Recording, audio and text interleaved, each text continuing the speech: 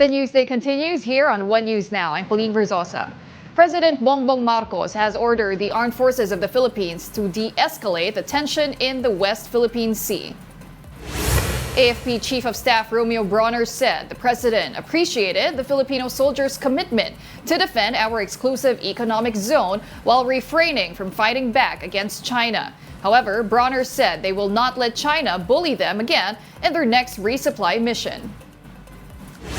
We will apply the same level of force that would allow us to defend ourselves. For instance, kung gumamit po siya ng kutsilyo, gagamit rin tayo ng kutsilyo. No?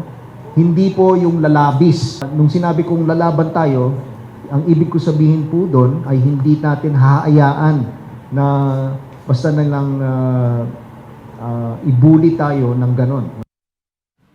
The AFP will also coordinate with Senator Amy Marcos regarding her claims that China's hypersonic missiles are targeting some areas in the country. Bronner said he has yet to receive an official report about this.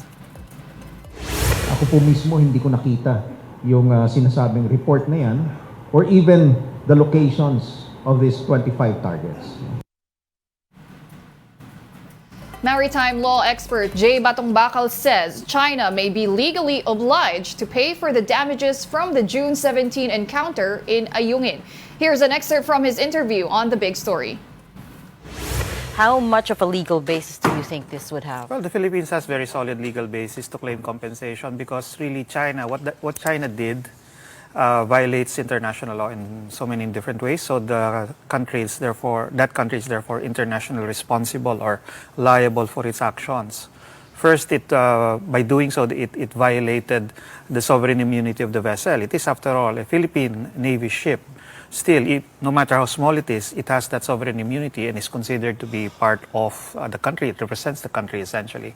So the fact that they attacked it in that way violated the sovereign immunity of the vessel. Second, there was really no justification for what they did. The crew, the vessel, was not doing anything to them. So it was clearly an unprovoked attack, and it is attack attended with violence. So it is contrary to the principles of the UN Charter. It's an act or use of force against a sovereign nation because, as I said, the vessel represents the Philippines. So no matter how you look at it, China is internationally responsible for that unprovoked actions. So they should pay. So there's strong legal basis for it, but who adjudicates in this instance? How will we get that compensation? Well, it's not a matter of adjudication. It really now is falls to the diplomacy. And I suspect that this was probably one of the items that was touched upon in the bilateral consultation meeting that they held the other day and yesterday, I think. Okay, what about the reaction and the handling of the Philippines after the June 17 incident? We haven't spoken in a while. I just wanted to get your thoughts on how you think the Philippine government handled that. Well, I think, of course, it could have been better. But then it seems like the Philippine government right now is also in a kind of transition with respect to the agencies handling it and the decision-making for it. So I think it's pretty clear that it's in that period, so maybe it's attributable to that. We'll be back with more stories after the break. Keep it here on One News.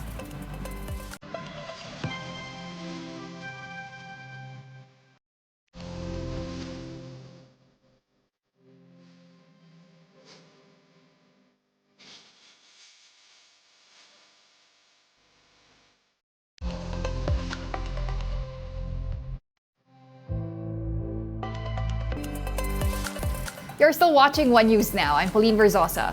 The Intertropical Convergence Zone, or ITCZ, continues to bring rains in most parts of the country.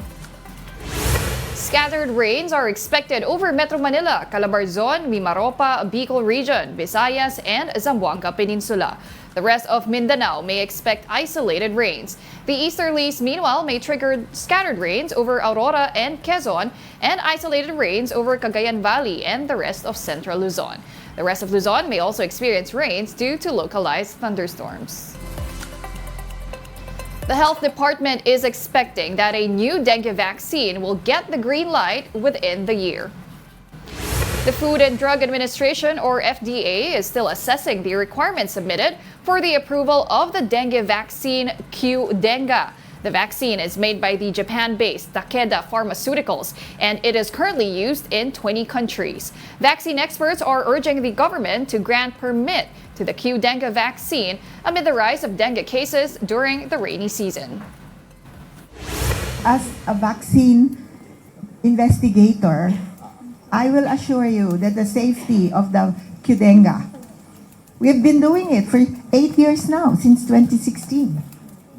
And as a vaccine, and it can be given for those who have not had previous dengue, which is what is different from the previous first generation dengue vaccine.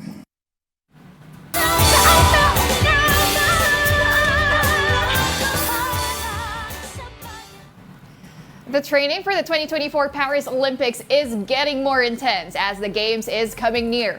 Despite this, Filipino Olympic rower Joanny Delgaco stresses the importance of rest and recovery after every rigorous training. Here's the report. The work ramps up for Joanny Delgaco as she continues her preparation for the Olympic Games. Hindi po muna kami kumakain bago tumakbo kasi 5:30 po yung start ng takbo namin. 8 a.m. po yung training namin talaga ng morning.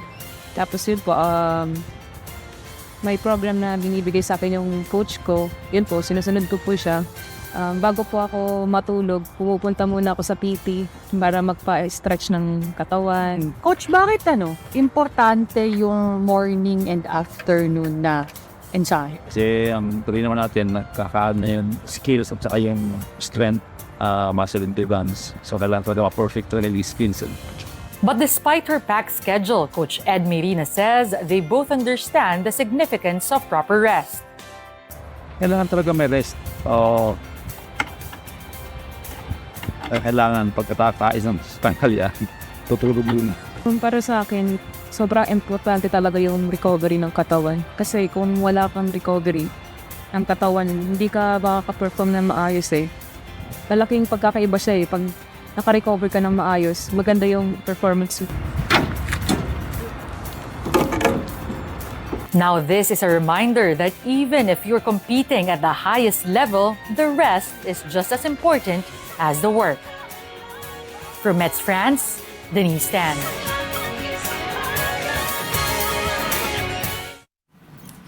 The Manila City Jail and the Polytechnic University of the Philippines collaborated to provide free college education to some persons deprived of liberty. This effort aims to give second chances to prisoners, showing that it is not too late to become part of the community again. Mobile Journal, Kayla Makantan has the story.